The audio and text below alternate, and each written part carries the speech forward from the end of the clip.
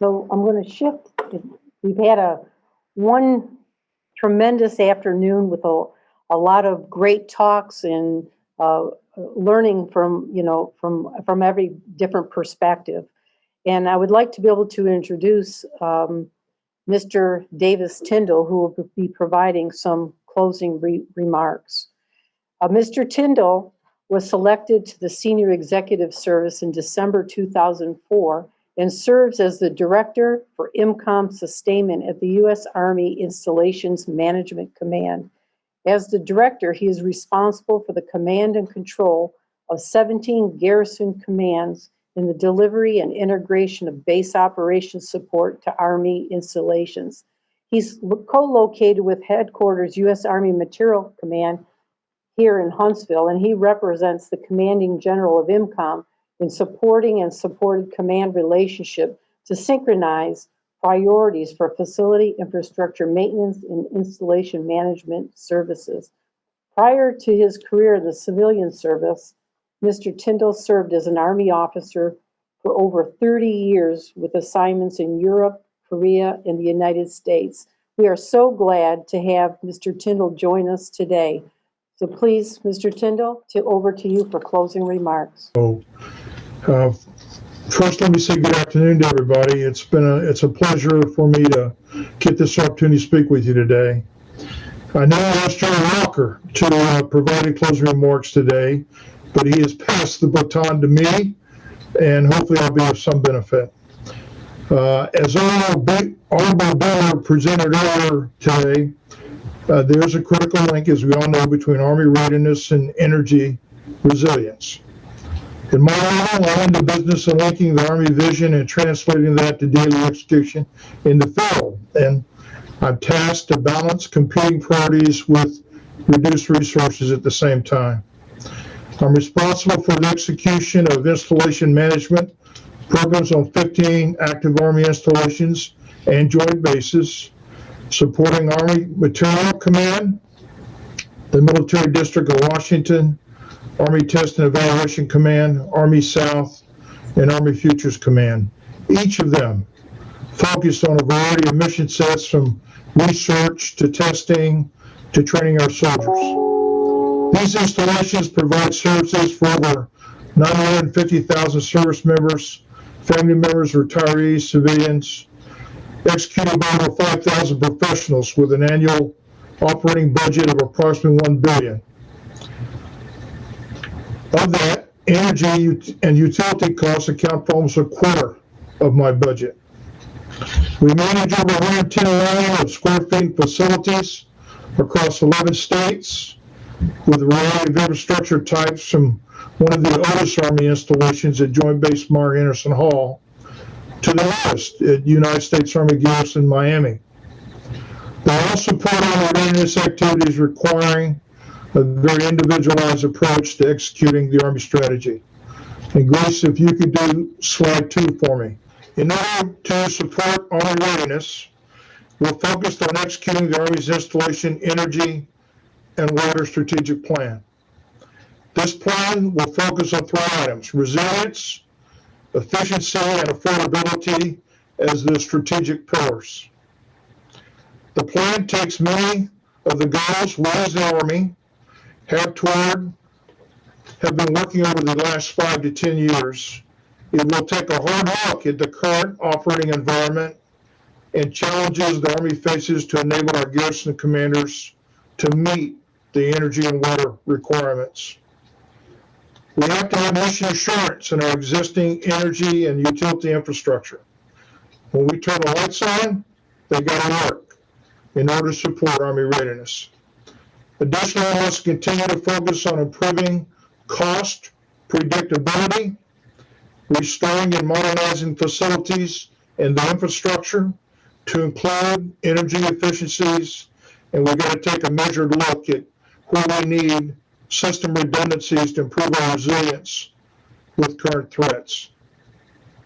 Improving infrastructure with embedded resiliency, developing energy efficiencies, and driving long-term savings requires a clear, sustainable path, and several of the efforts that I am going to lay on in the next few slides should show a few of the things we're doing to achieve that end state. So the next slide, please, Grace, has to do with resiliency. The installations of the future will incorporate smart technology to create installations that support readiness or resilient to disruptions and are sustainable. The initiative seeks to explore the possibilities of Army installations incorporating some smart technologies, looking for first off-the-shelf, easily deployable products to start with. We want to couple that with analytics and artificial intelligence. The installation will provide faster awareness and decision options for our leaders. We have been looking at a lot of the low-hanging fruit, and we have strategically implemented different measures as pilots in various installations to improve the performance and efficiency of the assets and services on a garrison. So let me talk about a couple of the examples that I wanted to discuss with you today.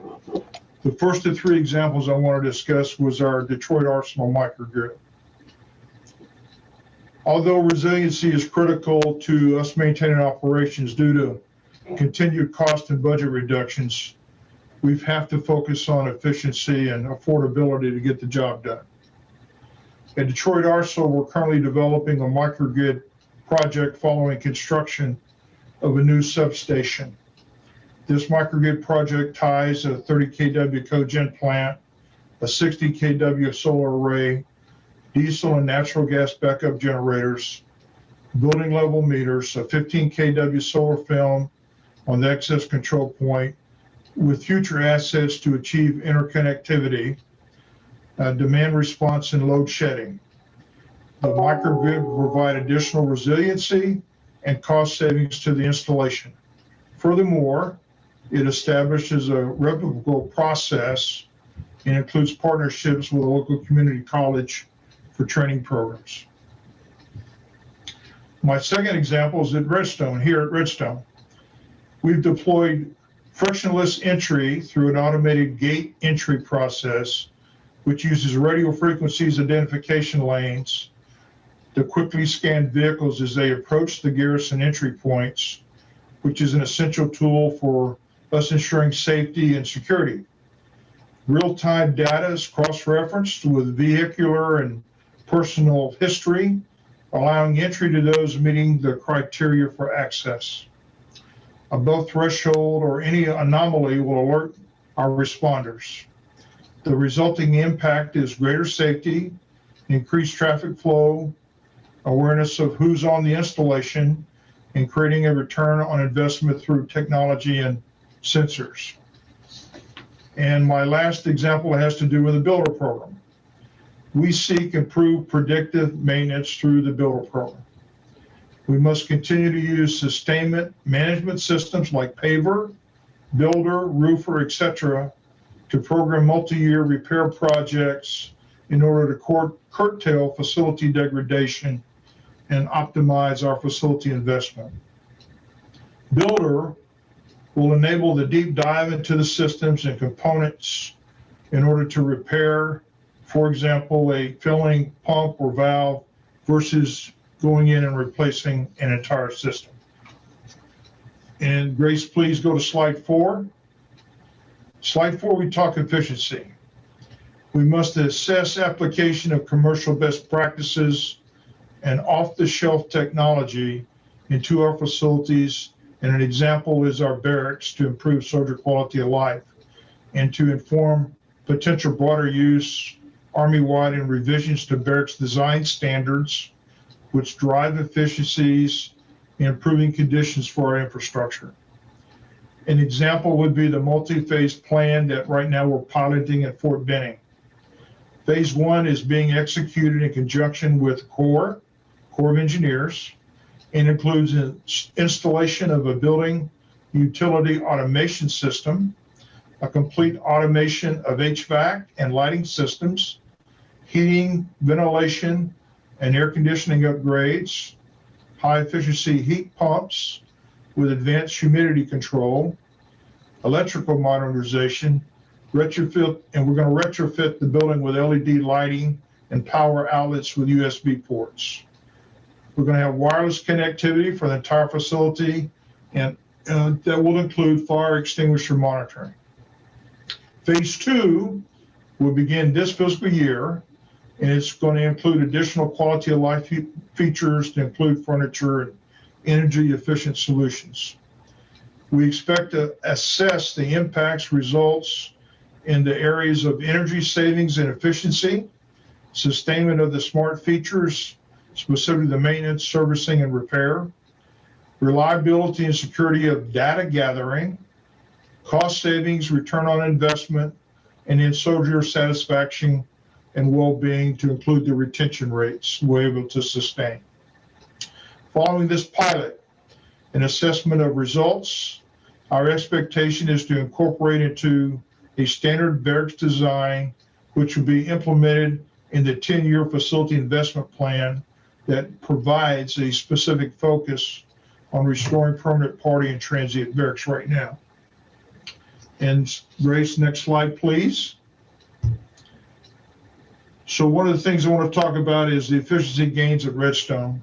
Since 2003, Redstone Arsenal has reduced energy consumption by 22%, despite the fact that square footage has increased by 10% and the population has increased by 65%. One of the key factors of this dramatic improvement is the utilization of utility energy service contract mechanism through partnership with the electric utility provider, the Tennessee Valley Authority.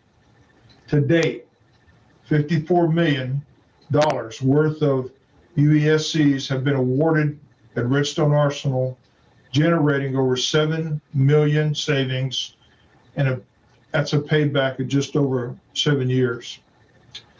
The UESC scope includes purchased steam decentralization to eliminate major system energy losses, aka steam pruning, installing efficient HVAC systems components, implementing building controls and monitoring systems, installing LED lighting, and improving the overall building envelope. Redstone has learned that by investing in retuning efforts to optimize building controls, we've delivered credible savings. We've already done 5 buildings, over 6,000 square feet, and we received over $200,000 a year in savings, which is just over a year of payback. Next slide, please. So the last area is affordability. It takes a lot to run an installation, and a lot more than just keeping the lights on, from grounds maintenance, custodial, fire, emergency services, etc. Our operational budget continues to see decrements in our year of execution. And you see we're about to have a cut this year than the planning numbers. Utilities are our second largest expense outside of civilian pay. We've got to find ways to remain flexible in the year of execution, despite many of our contracts being fixed cost. We need to see ourselves, understand where the best opportunities exist. For example, my highest commodity cost is at Natick in Massachusetts and Sotocano in Honduras. And my highest energy users are Aberdeen Proving Ground in Maryland and here at Redstone. In other recurring contracts and operations, we've cut into the bone with no fat left to trim. So now we have to focus on utilities and making our utilities more affordable, not just cost neutral, but we've got to find ways to achieve savings in the year of execution. Next slide, please. So one of the ways is through partnerships and support agreements. Intergovernmental support agreements, SLAT, and partnerships are readiness imperative and strengthen our communities. There are many benefits to both the Army and the partner, but also many overlapping benefits that generate economic, collaborative, and efficiency benefits. Across the Army, there's $44 million worth of total agreements, which generate $16.7 million per year in cost savings. An example, I want to give a couple examples. One is Fort Carson. Fort Carson Utilities IGSA with Colorado Springs Utilities. This is an excellent example.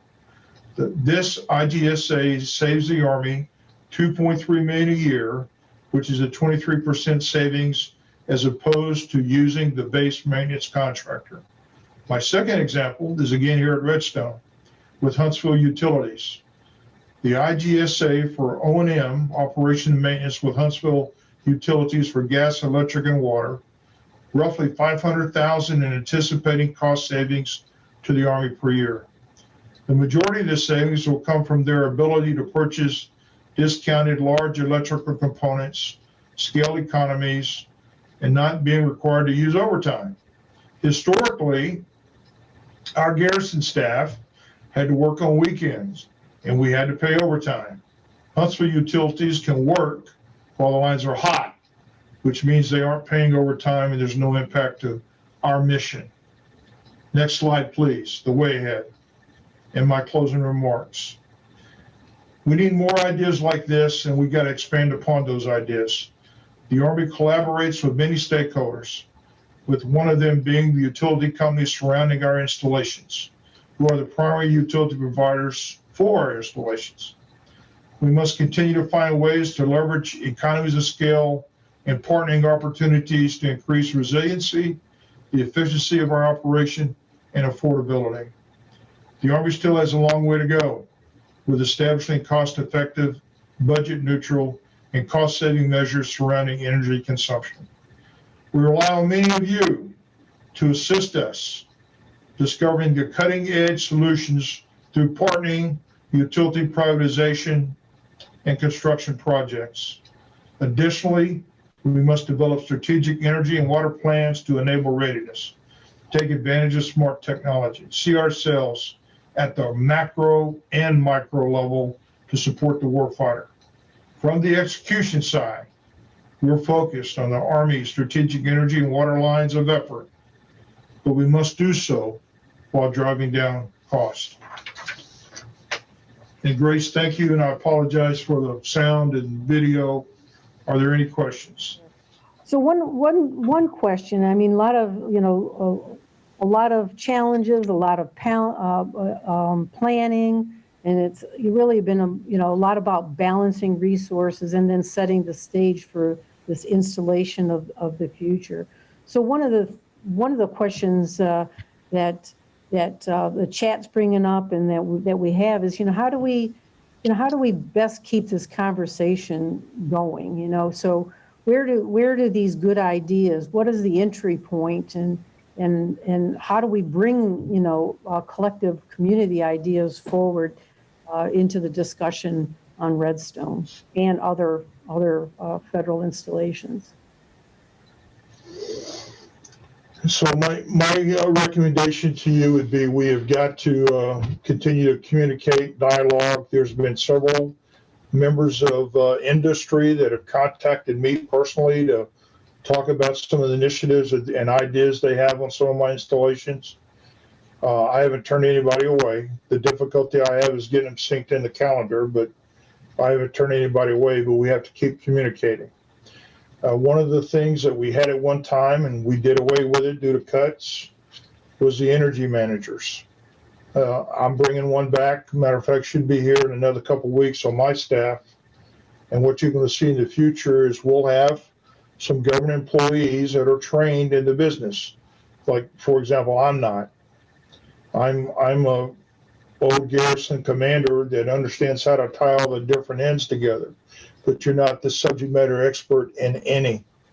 So we need that subject matter expertise on the team, and we're going to do that. We're going to spend the dollars to do that. And we need industry to continue to talk to us, to give us those ideas and thoughts. Over. Yeah, we look forward to Energy Huntsville, and all of our members and industry representatives look forward to having that kind of a discussion and dialogue where we could, share maybe some industry best practices, industry trends, and work together as we think about moving forward. There was a lot of discussion, throughout the day, basically on resiliency, and the last panel really talked about, the whole idea of, the challenges with security, and it all begs for this big definition about the installation of the future. Can you comment? I mean, there's been so many, different ways that I've heard it described, but how would you describe the installation of the future, and what do you think about some of the upcoming, emerging technologies that will help enable it? That is a really open-ended question, because I mean, you can articulate this many ways. The difficulty that I have is I'm in the day-to-day food fight.